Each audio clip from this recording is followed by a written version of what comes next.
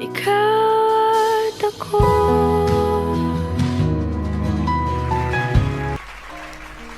Magandang gabi po, kabayang Arnean, kabayang Lester, at sa mga masugid na taga-subaybay ng inyong programa.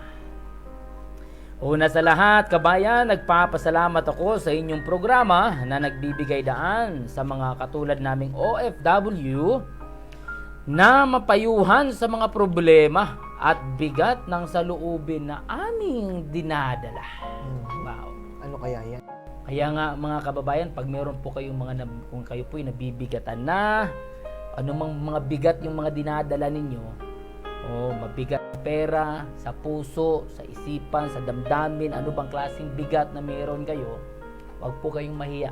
Nandito po yung programang Dear Kabayan na handa pong tulungan o bigyan ng mabuting solusyon, at mabigyan ng talagang ano ang dapat para sa mga problema niyo.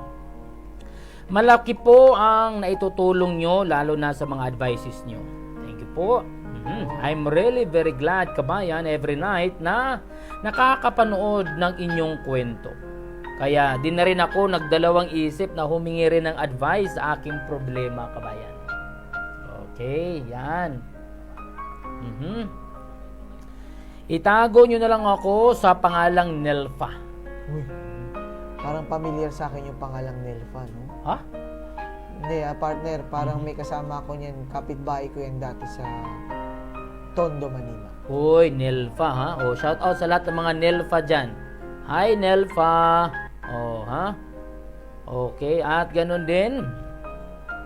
50 years old na po ako. Uy, batang-bata pa, golden year. At dati po akong naninirahan sa Ampang, Kuala Lumpur, Malaysia. Wow. Pero ngayon, kabayan, ay nakauwi na po ako sa Pilipinas. At least nakauwi na siya pa. At least, na. Hindi naabutan lang. Lumaki po ako sa San Jose del Monte, Bulacan, kabayan. At ako ang bunso sa aming 3 magkakapatid. Lumaki kaming magkakapatid sa mabuting pamilya. May sariling negosyo sila mama at papa, kabayan. May bigasan po kami sa lugar namin. At supplier din kami ng bigas sa Manila. Uy, urang kaya, partner. Oo. Ganda ang business. Oo, pag ganito kasi, Sana all daw. sana all daw, Gusto mo rin maging ang supplier. Kaya naman, spoiled kami sa aming mga magulang. Nakapag-aral kami sa private school at kumuha ko ng kursong accountancy, kabayan. Uy, si Grace Gao po, partner, accountancy. Yung natin, kapartner natin sa Kabayan News Malaysia. Shout out pala dyan kay kapartner Grace Gao po. Accountancy din yan. Hindi niya akalain, partner, na yung kurso niya accountancy, naging journalist na siya ngayon. Di ba? Iba talaga yung tadhana ng buhay, During college days, kabayan, nagkaroon ako ng boyfriend at dala na rin ng kapusukan namin na buntis ako, kabayan. Lagi naman talagang ganun ang diretsyo, partner. Ha? Ganun na ba talaga palagi? Majority Grabe naman. partner, ba? Ganun ba? Sobrang galit nila mama at papa. Lalo na nalaman nilang ayaw panagutan ni Sam ang pinagbubuntis ko. Anak naman na mantika to si Sam. Yung mga Sam, partner, iwan ko yung mga Sam. May mga Sam na mga mabubuti. May mga Sam na hindi mabuti. Kayong mga Sam-Sam, samsamin ko kayo eh. Wala ring nagawa si mama at papa, kabayan. Alam ko na masakit sa kanila ang nangyari sa akin. Salamat sa Panginoon kasi natanggap pa rin ako nila sa kabila ng nangyari sa akin. Yes, as a mother or a father, what happened to your daughter, whatever happens to your daughter, Yes. talagang matatanggap na yan, partner. Kasi hindi kaya na magulang, mga kabayan, na itakwil. Kasi flesh of your flesh yan eh. Yes. Blood of your blood. Yes, tama. Yan.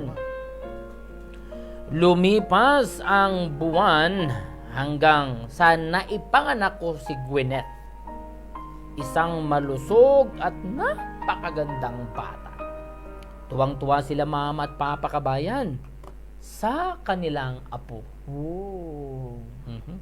Sa mga walang apo pa dyan, ng mga OFW, don't worry. In His perfect time, magkakaroon kayo ng apo. Just claim and pray for it. Mag-iisang taon na si Gwyneth nang inatake sa puso si Papa dahil sa nangyari sa aming negosyo. Niloko si Papa ng kanyang kasosyo at nalaman na lang naming na bankrupt na ang negosyo. Naku po, Naku. sakit talaga yan. Kaya kahit nga dito, partner, marami ring mga kababayan natin na niloko. Kaya nga huwag na kayong magpaluko, ha? Wala kasing maluko kung walang magpaluko, Yes, Walang mga correct. loko-loko kung walang magpaluko. Correct. Kayo rin namang mga manluloko, may kahihinatnan din kayo. Nagagalit ako sa inyong mga manluloko kayo. Madaming mga manloloko partner. Kaya medyo nagagalit ako mga kabayan kasi marami kasing lumalapit dito sa programa natin. Yes. Humihingi ng advice o humihingi ng tulong kasi niloko ng kapwa Pilipino pa rin. Correct. Hay! Diyos ko. Sige. Patuloy tayo, ha? Labis na dinadamdam ni Papa ang nangyari. At di nagtagal ay binawian na siya ng buhay. Okay, patuloy tayo. Diyos ko. Kala ko ang papatugtugin ni partner ni Oo. kung mawawala ka. Kaya nga eh. Halos maubos na lahat ng aming ari-arian kabayan. Ang mga kapatid ko naman ay may kanya-kanya ng pamilya. Kaya kami na lang ni Mama at Gwyneth ang naiwang magkakasama sa bahay. Kabayan, ng pag-aaral sa kursong accountancy. Siya ang tumayo na pangalawang ina kay Gwyneth, kabayan, ang lula ko habang nandito ako sa abroad. Di ko may tatago na sabik ako sa anak ko, kabayan. Gustong gusto ko na siya makakasama. Yun. Sobrang namimiss ko na ang anak ko. Of course. Siyempre naman. Pre, nag-iisang anak ko Eh, eh. one day nga lang partner Oo. mawala yung anak mo eh. Yan pa.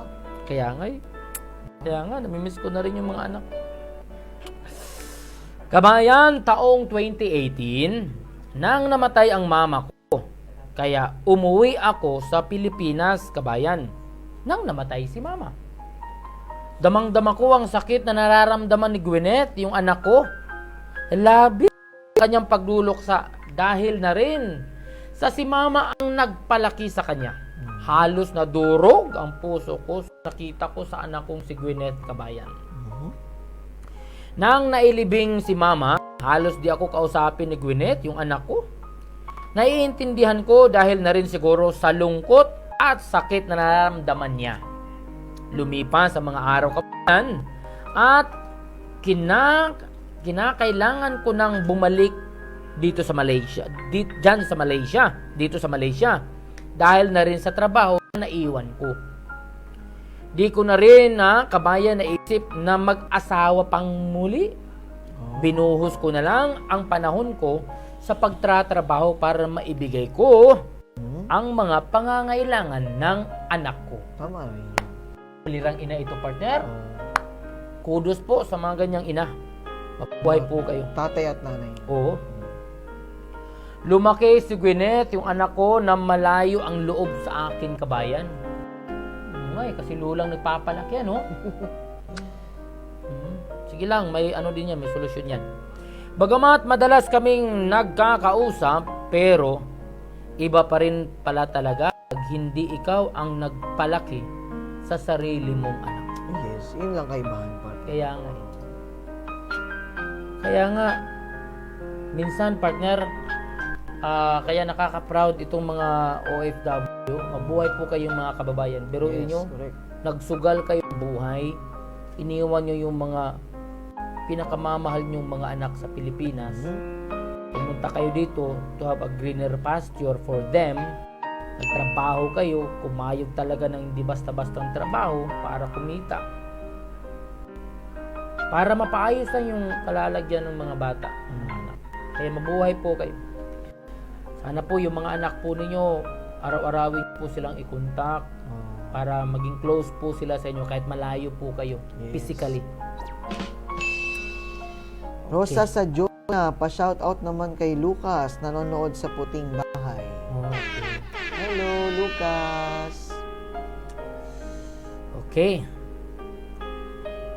Masakit man pero tinanggap ko na lang yun, kabayan, kasi yun naman ang pinili ko noon. Basta ang importante, lumaki ng maayos at napaaral ko ang anak ko. Okay? Nagpaalam ako kay Gwyneth, kabayan, sa anak ko nung gabi bago ang flight ko. Nababalik na nga ako dito, kabayan, sa Kuala Lumpur at magsimula na ulit magtrabaho. Pero, nagpaalam na ako sa amo ko na last contract ko na ito dahil gusto kong umuwi sa Pilipinas para makasama ko na ang aking anak na si Gwyneth, lalo na ngayon na wala na si mama. Di ko po nasabi kay Gwyneth ang plano ko, kabayan, sa anak ko. Gusto ko kasi i-surprise siya pag uwi ko na hindi na kami muling maghihiwalay. Wow, magandang plano to, ha? Tama. Lumipas ang 2 buwan, kabayan, tumawag si Gwyneth sa akin, yung anak ko, kasi natanggap daw siya sa inaplayan niyang company dito sa Kuala Lumpur. Ay, dito Sabi pa- ni Claire Santiago, di po basta-basta maging ina at ama, kabayan. Nakaka-relate ako kay kabayan. Wow. Kung umiyak, baka iiyak din kami dito, ha? Miyak Chill na lang siya, tayo, partner. chill lang tayo, ha? Sobrang saya ko, kabayan, kasi makakasama ko na rin siya. Ang ganda pa ng plano ko, kabayan, na mag-stay kami sa isang room na inuupahan ko. Oh, yun ang plano ng mother, ano? Sobrang saya niya kasi magkasama na sila, eh. Pupunta din sa KL yung anak niya, si Gwyneth. Sinabi ko kay Gwyneth, yung anak ko, na hinanda ko na yung room mo na titirahan natin. Pero sabi niya, may free accommodation daw ang company para sa tirahan niya. Di ko na rin siya pinilit, si Gwyneth, na tumira sa akin, kabayan. Dumating yung araw ng pagdating ni Gwyneth, yung anak ko, dito sa Kuala Lumpur. Sinundo ko siya sa airport. Pero, di ko na siya nakita kasi may sumundo na raw sa kanya. Ang company driver nila. Sa sobrang excitement ko, kabayan, di ko nasabi sa kanya na susunduin ko siya. Kaya siguro di na niya ako nahintay. Hindi pala sila nagkaalaman, eh. Nagkasundo. Excited man ako, makita ko siya, pero okay lang sa akin yon. Ang importante, makakasama ko na rin siya kahit papano.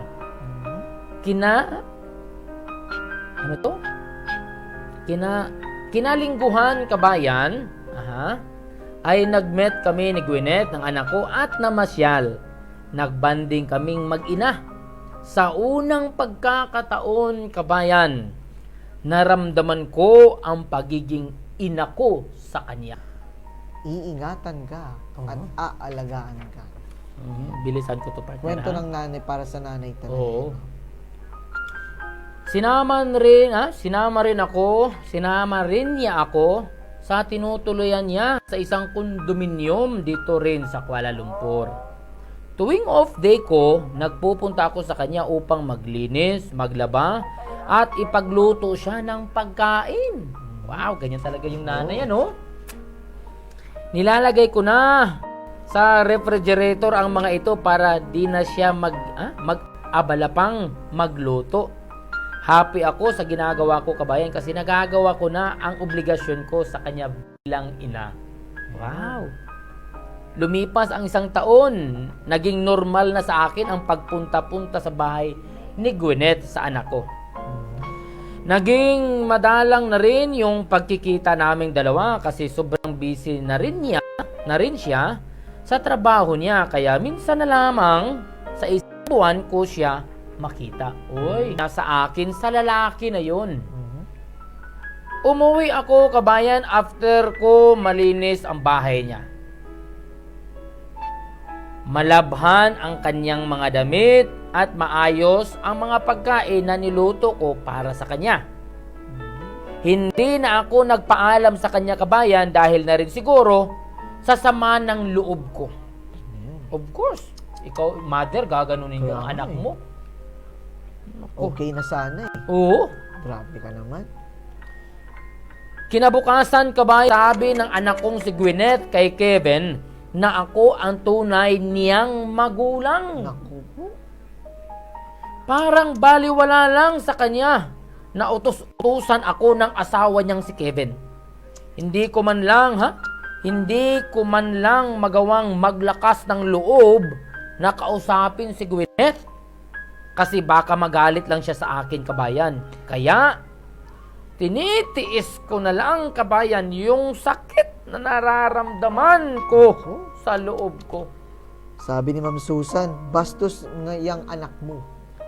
Pero, minsan, gusto ko na rin kausapin si Kevin, yung asawa ng anak ko, at ipagtapat ang totoo. Ngayon na. Nasabi ko rin sa mga kapatid ko ang nangyayari sa amin dito sa Kuala Lumpur. At yun nga, kabayan, nagalit sila kay Gwyneth sa anak ko. Hindi ko alam na tumawag pala ang ate ko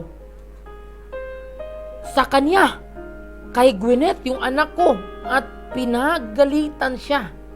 Kaya isang galit na Gwyneth ang nadatnan ko sa bahay nang minsan na nanggaling ako sa grocery. Galit na galit yung anak niya. Ano ba yan? Hindi ko na rin napigilan na sabihin sa kanya yung nararamdaman ko hanggang sa nauwi sa pagtatalo yung usapan namin, kabayan. Until now, kabayan, malamig pa rin ang pakikitungo niya sa akin. Pangit din ang trato sa akin ng asawa niyang si Kevin.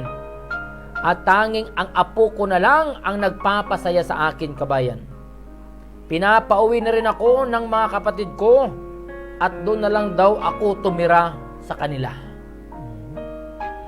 Pagkatapos ng kontra ko ay sinunod ko ang payo ng ate ko, kabayan. Umuwi nga ako sa Pilipinas. Masakit man sa loob ko na iwanan yung anak kong si Gwyneth at ang apo ko. Kaso, nakapagpaalam na ako sa boss ko noong una pa na hindi ko na i-renew ang kontrata ko sa kanila. Plinano ko na talaga, kabayan, noon na huwag mag-renew ng contract para makasama ko na si Gwyneth dahil sa sobrang nangulila na ako sa kanya. Kaso, hindi ko abot akalain na ganito ang mangyayari.